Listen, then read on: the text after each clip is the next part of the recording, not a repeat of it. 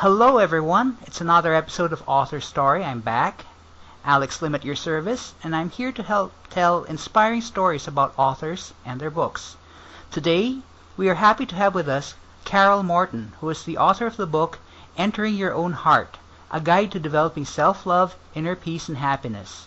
She is also a certified coach with Metabolic Balance Inc. and holds master's degrees in speech communication and clinical psychology. Her achievements have also been honored in the book Women Who Changed America 1963 to 1975. So, Carole, happy to have you on the show. Well, thank you so much. Happy to be on the show. Great. So, before anything else, Carole, why don't you start off? Why don't you tell us a bit about yourself and your background, work experience, related hobbies, and stuff like that? Well, I grew up in Brooklyn, New York City, and I became a therapist when I was 35. Okay. So I didn't know what I wanted to be until I grew up. All right. Okay. And I've been a therapist now for 34 years. Okay. I've loved every moment of it. All right. All right. Cool. So, from what I've read from your background, you had a really tough life. I mean, it's a real school of hard knocks that Yes. most people would be unable to take, much less, rise above in order to succeed. Was there a particular incident or instance that made you realize, this thing's not working, I need to do something else, I need to do something better? Well, I wouldn't say that that's what motivated me. Okay. I would say the pain The pain, in all my right. life, Okay. because it was a hard life, and there were a lot of traumas when I was young Right. that affected me in a very bad way, made Right. me feel very badly about myself, didn't have any self-esteem. Right. Very typical of abused children. I created abusive relationships Right. for myself, and it was when I decided that I needed to go into therapy and see if I can change how I feel about myself, that everything really started changing. Right. Right. Cool. All right. So I got that. It's I'm sure it wasn't easy for you, but here you are now and fairly successful. So kudos to that. Well, thank you. It was a long, hard road, but it's all been uphill, so that's nice. Okay. At least it's uphill, not downhill. All right. So you were involved in the legal profession before going to psychology and communication. What inspired you to make the change, like going from legal to where you are now, the field of legal works to into psychology and communication, which is what you're doing now? Well, I would say that when I was younger, I became very involved. When I left my husband, and I became very involved in the women's movement. Right. And that kind of opened me up to looking at a greater socio-political situation, because I Right. had been pretty naive and not political in any way. Uh-huh. So it was when I got involved in the women's movement that I also became more conscious of socio-political reality. Right. and so that led me to becoming an organizer, a community activist, Right.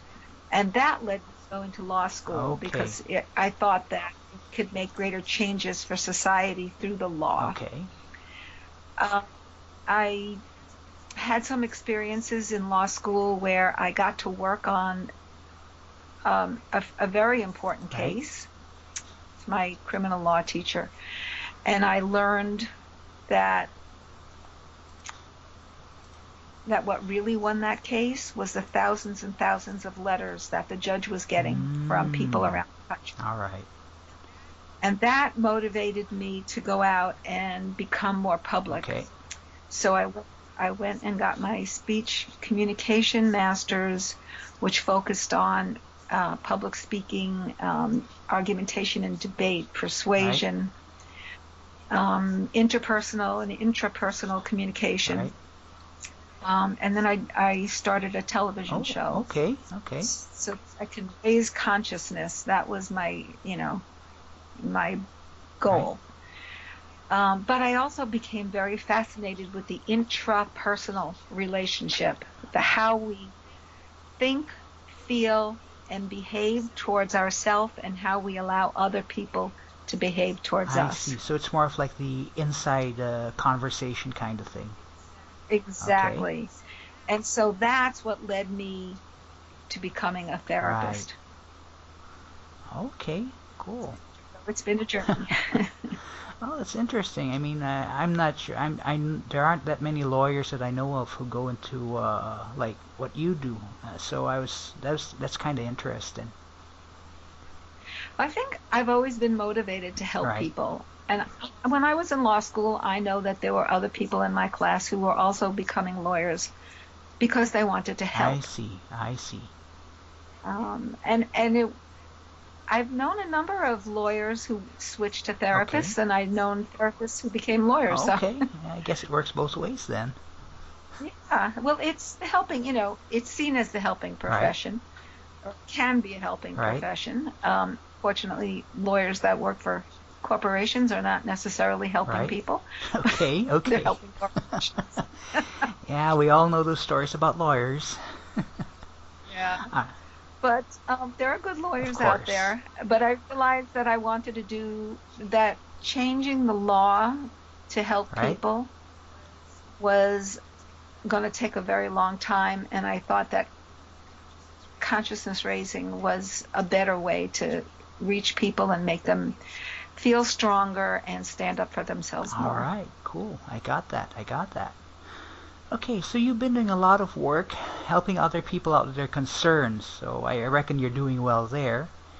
And while I'm sure there's got to be, what, tens of thousands of psychotherapists out there, I'm sure not all of them have written a book like you. I mean, there are only relatively Well, few of them. yeah, Go ahead. sorry.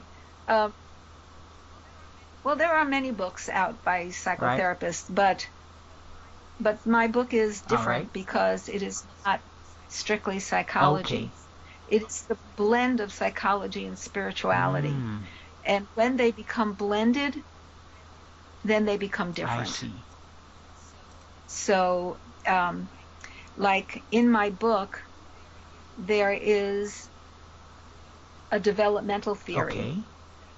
that is very different than the traditional psychological developmental Right. theory, because by bringing a spiritual perspective into it, it changes Right. it.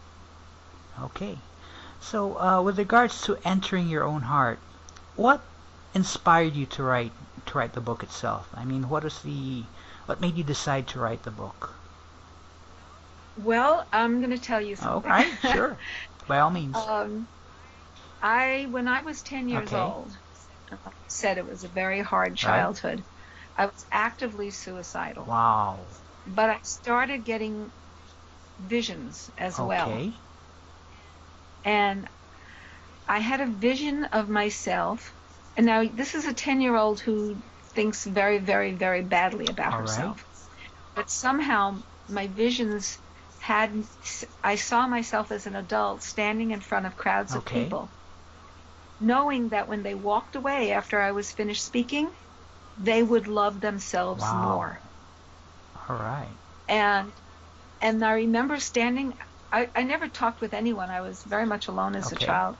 But this would all be in my head. And I remember standing in my room thinking about this and then thinking, well, and I'm going to write a book about how to love yourself. I see.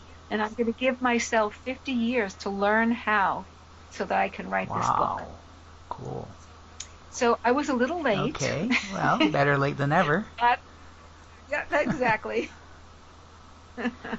Wow, go ahead. So what inspired me was that I was a strange child. All right. I mean, I had this idea in my 10-year-old mind that everything was upside Okay. down, that everything that was important wasn't, and everything that wasn't important was. Okay.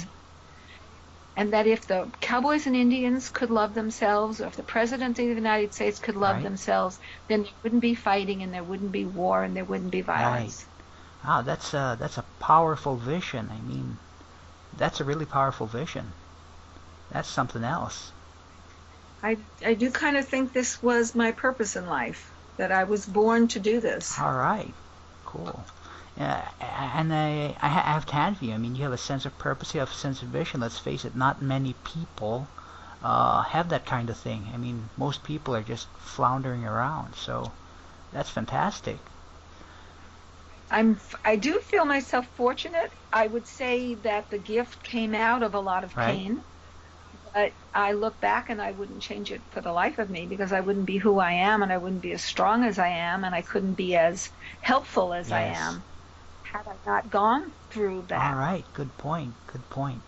So, with regards to the book, who is it intended for? Is it, I mean, did you have any particular person in mind, like you were envisioning or imaging while you were writing it out? Who is it intended for? It was actually really intended for anyone who wants to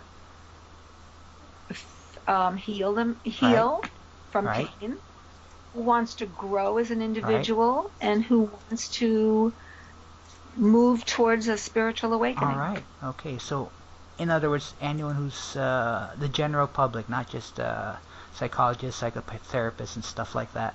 No, no, no, not at all. It's for anyone, teenagers through All seniors, right. Cool. and anyone in the Uh-huh. profession who is open to a more spiritual Right. perspective. So that I think that spiritual Right. counselors and therapists and regular counselors, or anyone in the helping profession, can gain from what I've written, because I offer a rather eye-opening new way of looking at who we are as beings, and Uh-huh. how we function Okay. as self-healing Right. people. Okay.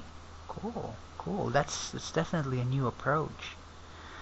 Okay, with regards to the research for the book, what kind of research did you do with this? Did you rely only on your own personal experience, or did you research about other people's experiences as well?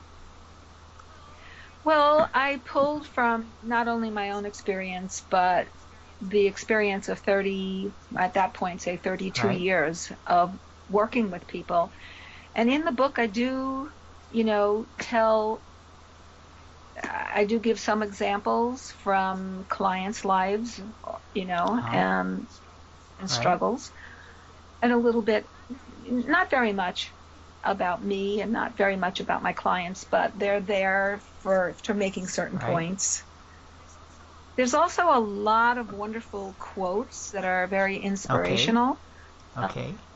that are everyday people, not just the big spiritual leaders, or the big uh, well-known people, but just from a myriad of different people in life who have Right. wisdom. And, and the idea of the book is not to, um, I'm going to say the book is a Okay. gestalt. It's not just teaching you something that you then learn. It's there to inspire you to listen to your own wisdom, Okay. to get in touch with your own inner I wisdom. see. All right. Okay. That definitely occurs to me as a pretty different approach from the usual method. All Yes. right. So you mentioned that your past experiences made you, um, how do I put this, better at relating with your clients, relating with the people that you're helping out with. Um, what in particular, in what way in particular does that, really help the people who come to you for help? How would you say that works? Well, as a psychotherapist, and many psychotherapists know this, I can't say that they all do Okay. it, um, but that we are trained that you meet the person where they are, Uh-huh. so that the person who comes to you feels seen, heard, and respected for who they are right now. Okay. That that they may be coming in to say, I'm here to All right. change, but what they are experiencing, hopefully, is that you respect, understand, and care for them just as they are right Okay. now.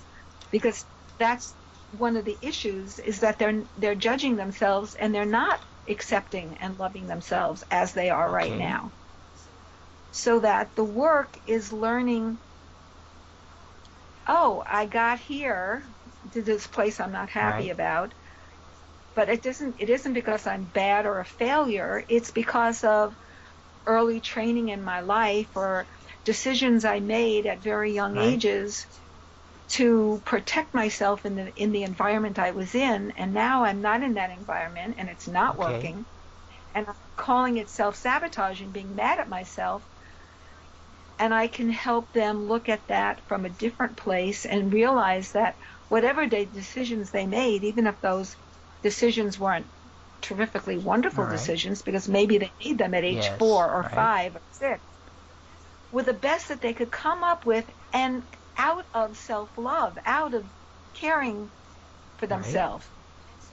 And so instead of resisting, being mad at themselves and resisting for the behavior, which then makes you stuck Right. in it, uh, they can let it go with love. They can acknowledge that they've always loved themselves the best they could, Okay. and could then use their energy to focus on learning what would work for them now, rather than focusing on resisting what isn't working for them. Oh, okay. All right. So your work actually is more of like a guide than as a teacher. I mean, you're more of like guiding the people you help into a place where they can they can love themselves, where they can move on. I Exactly. see. Because they can understand that they've always loved themselves way more than they've ever Uh-huh. imagined. They still do love Okay. themselves, and they always will love themselves because there is only love. And when they can recognize that, they can be strong enough to make the changes that they need. Right. Okay, fantastic. It sounds like it just occurs to me as this is something like what we go to like gurus and stuff like that for someone to guide us, someone to mentor us and move us along in a spiritual journey or something like that. It's very interesting. Yes, I mean, I certainly can't heal anyone Right? else, but I can guide them to look inside and understand themselves and see what, you know, isn't working for them and how it can change them. And this book is that Wow. journey.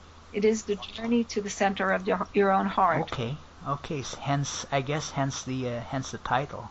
Cool. Yes. Cool. It is a journey and it is work. It's not like, you can read a Right? book and then put the book down and it's, all the Right? work's done. It's showing you the work, but you have to do the Right. work. But you understand the work, and instead of beating up on Right? yourself, you're learning to love yourself as the way to heal yourself. Hmm. And then in that process, you feel way more peaceful. Wow. Cool. And that is also very good for physical Yeah. healing. All right. Fantastic. So I understand that you integrate the scientific and the spiritual into your work. Now, this is what's usually common is to Yes, because it is already one. We don't understand that. We have divided everything. right. But in reality, they're not divided. Okay. So if we can understand the interrelationship, then we can use it in a way to grow and heal, rather than working against ourselves by not understanding who we are Right. as integrative human beings. Okay. All right. Well, I must say that's a really unique methodology. I don't know if many people use the same kind of methodology that you do. So, since you work with spiritualism, I'm just curious. Do you have a spiritual mentor? Someone you look up to, see answers to your questions from, with regards to spiritual matters? No. Oh, you do No, not. because Okay. let me define spirituality All right. as I see it, Please. because it isn't some man in the sky. Okay. All right. um, I see spirituality as connection. Okay. Connection, just connection, the ability to connect to ourselves, Uh-huh. to each other, to the animals, to the earth, and to the Right. all, the everything. Okay. So there may be some very good spiritual teachers out there, Right. but when I connect into myself, to deep in my heart, Right. then I am connected to the all and the everything, and I can go inside for the wisdom. So I Mm. don't need a guru outside of me, Right. because the guru is inside of me. It's Wow. inside of all of us. Wow. That's a new viewpoint. A guru inside all of us. Most interesting. It's it is a matter of learning how to move beyond the blocks Uh-huh. that we have created through, or have been foisted upon us by Right. a judgmental family or society, um, that makes us not completely open to ourselves, that we've Right. taken parts of us that we think are wrong and we put them in boxes, Right. and they become blocks to Okay. this journey into the center of our heart. Mm. But as we remove the blocks, and this is what this book teaches, how to remove the blocks, Right. we get to that deep center. We Okay. get to that oneness with the all and the everything. Right. Right. So this oneness that you mentioned, is this what you mean when you mention self-love? Is this what you're talking about? Well, yes, Cool. because when we fully unconditionally love ourselves, Right. then we effortlessly, Okay. unconditionally love everything and everyone else.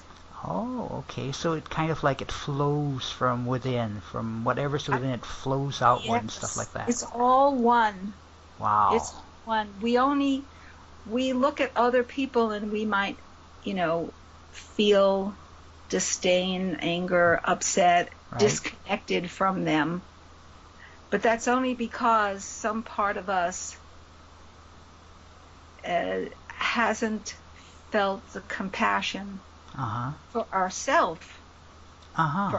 for for ourself being imperfect beings, people who make mistakes and get defensive. And then we Right. see someone else and we make them wrong for it. But Mm. when we can live in our own bodies and be compassionately understanding and unconditionally loving Right. for ourselves, then we understand that other people are also humans and we can love them the same way. Wow, those are pretty powerful words right there. I must say that kind of philosophy isn't really commonplace. Uh, I mean, if there's something wrong with others, we try to see a lawyer or a psychiatrist or take some meds or stuff like that. That's a really unique way of looking at things, I must say. Yeah, I'd like to share. In the book, I write about this tribe Right? that, if a member of the tribe does something wrong, Okay. they are brought into the center of the plaza, Okay. center of the village, and every member of the tribe must come out and surround them, Mm-hmm. and one by one, each member of the tribe has to tell that person something good about them. Wow. So they understand criminal psychology, Okay. because when you believe you're bad, you act bad, and when you believe you're good, you act good. Wow. And Interesting. yeah, and in our culture, at least, certainly in the United States, but in most of the places in the world, Definitely. if you do something bad, you're punished. You're not understood. Uh-huh. There's no compassion in your heart for all the hurt that you've suffered. You're only being punished because you've put hurt out to other people. Right? that doesn't mean one shouldn't be put away if they're that disturbed. Right. They should be put somewhere so that they can heal Uh-huh. and not hurt anyone else until they've healed. Mm-hmm. But what we do is we don't treat them compassionately. We don't say, "Gee, you've got problems. That's why you acted this way." Right. We say you're bad, and you're going to get punished, and we don't treat you very well. Uh-huh. And then it just makes you feel more like you're a horrible person, and then you get out of jail, and guess what? Do the You same keep thing. doing the same thing. Right. Right. You haven't been healed. Right. All right. That's cool. That's a great way of looking at things. So, with regards to self-love, I mean, you mentioned about criminal psychology and stuff like that, as being punished and stuff like that. So, what, based on your experience, are the biggest blocks to self-love? I mean, what keeps us from loving ourselves? Biggest block, I would say, is judgment. Judgment. Judgment meaning right or wrong, good or bad. Okay. And how does that become a block? I mean, judgment is so natural to us. It's so normal to us. How does that prevent us from loving ourselves? Well, we can differentiate judgment from observation. Okay. So if you're wearing a blue shirt, Right. and I come up to you and I go, "Oh, you're wearing a blue shirt." Well, that's an observation, right? Okay. Yes, that's But true. if I go, "Ooh, you're wearing a blue shirt," Okay. that's not just an observation, that's a judgment as well, I see. you know? So how can we observe without judging? Right. So so what it is compassionate understanding is the antidote to judgment. All right. And so in the book, there's a whole chapter on how to do that. Right. Actually, Right. I have a whole definition of love, Okay. what love is. Right. Because we know love is a feeling, but love Yes. is also a behavior. Uh-huh. And what is loving behavior? So I've broken it down to what I call 4 food groups. Okay. Okay. The first is recognition. Okay. To love you, I have to truly recognize who you are. Okay. Okay? The opposite of recognition would be denial. All right. Okay? The second part of love is that I recognize who you are and I have compassionate understanding for you. Okay. And so the opposite of that would be judgment. Oh, okay. The third aspect of love is acceptance. All right. And the opposite of that would be rejection. Okay.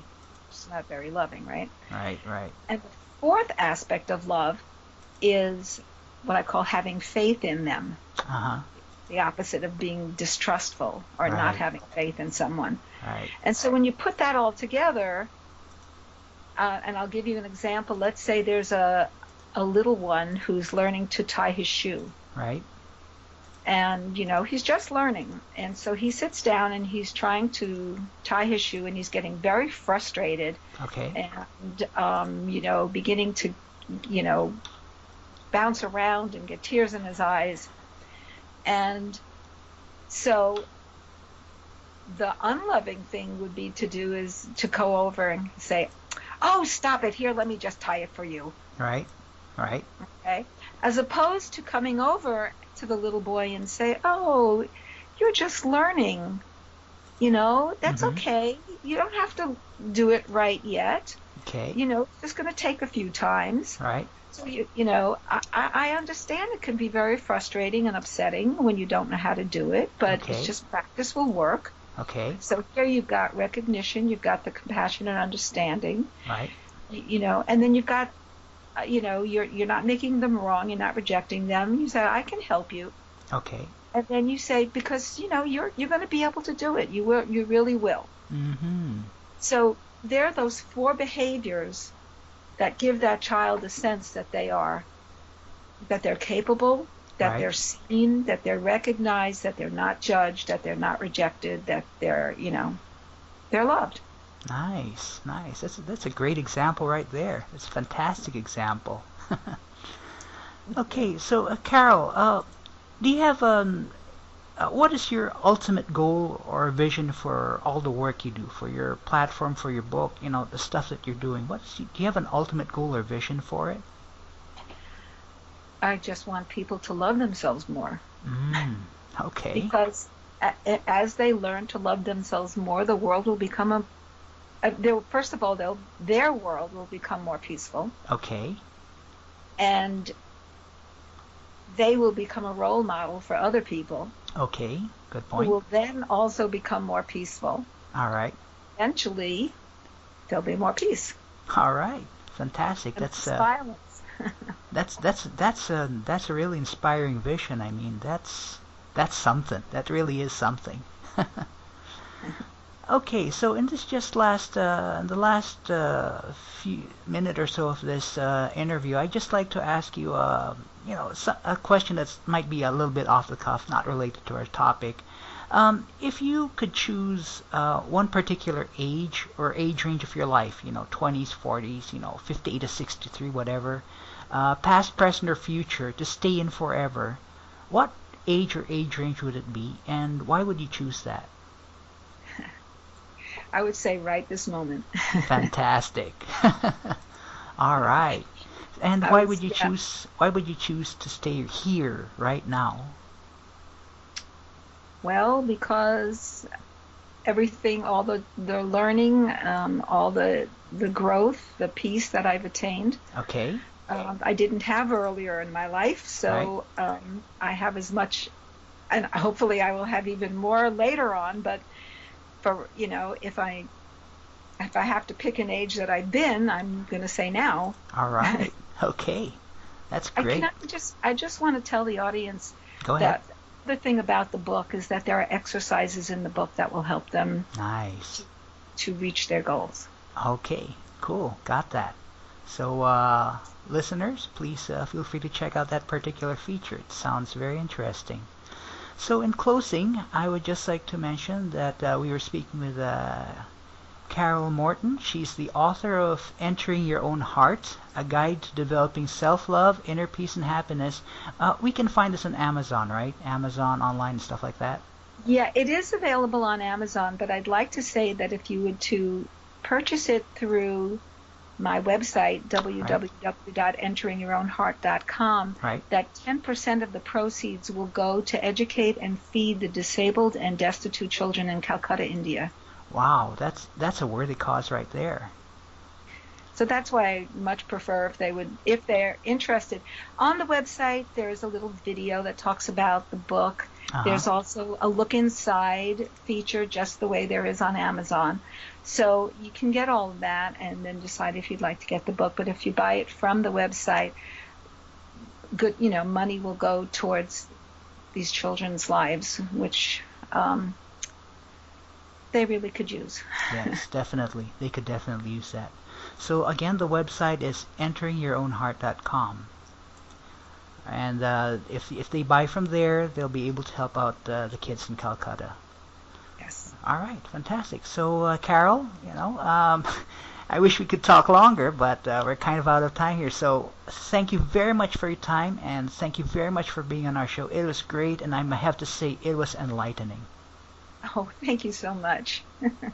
Okay, and we will be back next time on Author Story with another great author.